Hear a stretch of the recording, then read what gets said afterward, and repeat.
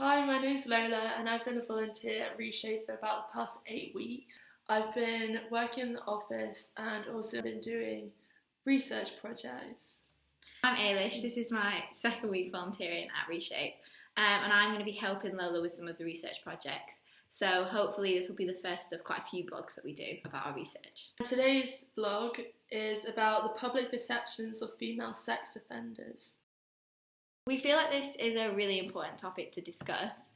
Just looking at the Home Office statistics for June 2017, sexual offences were up by 18%. There was 154,162, and of those, 55,162 of those were rape. With regards to female sex offenders, there's an upward trend in the number of females in custody for sexual offences. Looking at sexual offences in England and Wales, the report from March 2017 was that in 2011 there was 103, and in 2016 there were 142 sexual offences from women.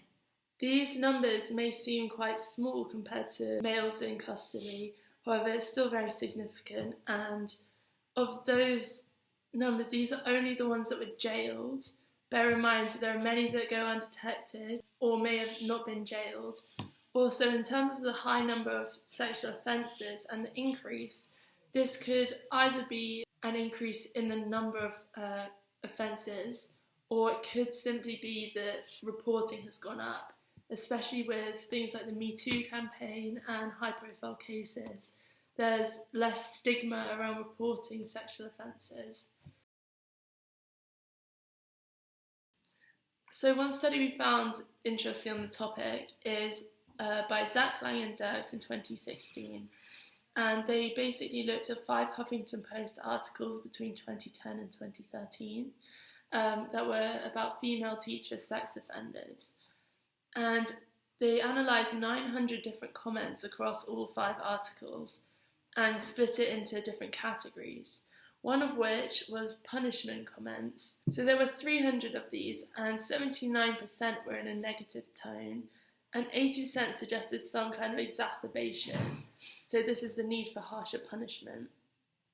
2 examples of comments like this is, "This monster should have gotten 25 to life," and "We can make that punishment fit the crime better. Give her the 29 months, but make her serve it in a men's prison.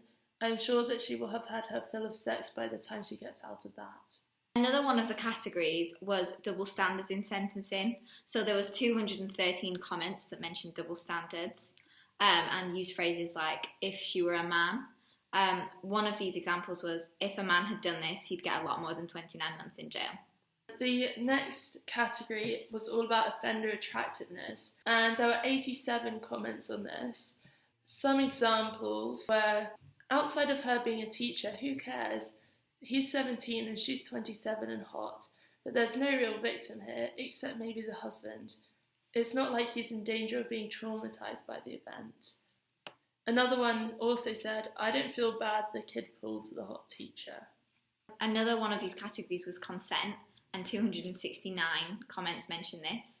A lot of this was about the victim's age and their ability to make their own decisions, such as, "I find it ridiculous that a sexually immature 17-year-old male was harmed by having sex with this woman. He is not a child."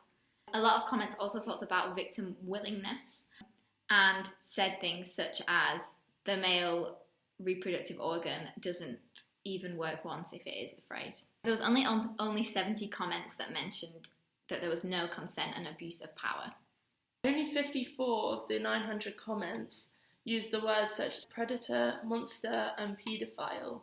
Another study by Landor in 2009 and also Ciotti in 2009 suggested that these labels were typically reserved for male sex offenders. This study demonstrates the differences in how male sex offenders are perceived by the public and how female sex offenders are perceived by the public. So we looked at recent articles online at different news sources and found that the way females and males were portrayed were very different. For example, on the BBC News website, females were mainly referred to as sex offenders, while males were mainly referred to as rapists or child rapists, where the offence they committed was used to describe them. Also, on the Guardian website, I came across some articles where females were said to have had a sexual relationship with the victim, while males were more likely to have been described as preying on the victim. This difference in language can be really powerful and shows us the difference of how males and female sex offenders are portrayed in the media, which could also have an effect on how the public portray them.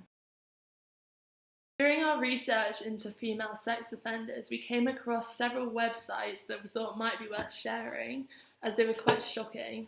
So there was one YouTube video that was titled 10 Hottest Female Sex Offender Teachers, and one website that was titled 25 Sexiest Sex Offenders to Make the News This Year. And we had a look at some of the comments on this website in particular, and a few that stood out. A bunch of stupid boys, why would anyone tell on them?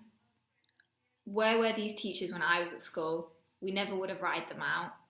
And the final one, back in my day, if you nailed a teacher, you were grateful and didn't say a word, and we liked it that way. They are just a few of the comments, and they're the comments that we actually felt comfortable saying. A lot of them we didn't feel comfortable saying out loud or saying in this video. So we found this topic very interesting to research. There were a lot of shocking statistics that we came across, and we were surprised by the different websites that were rating female sex offender attractiveness and the comments on them. Kind of concluded that media does portray female and male sex offenders differently from what we've read, and the comments on this back this up, where there are a lot of different opinions on issues such as consent, double standards, punishment differences, and just the general wording used in these articles. If you're interested in any of the things we talked about, we have put links to the articles in the description so you can read about those further. Hopefully this is just the first of many vlogs on various topics, so hopefully you'll see us soon. Thank you, bye!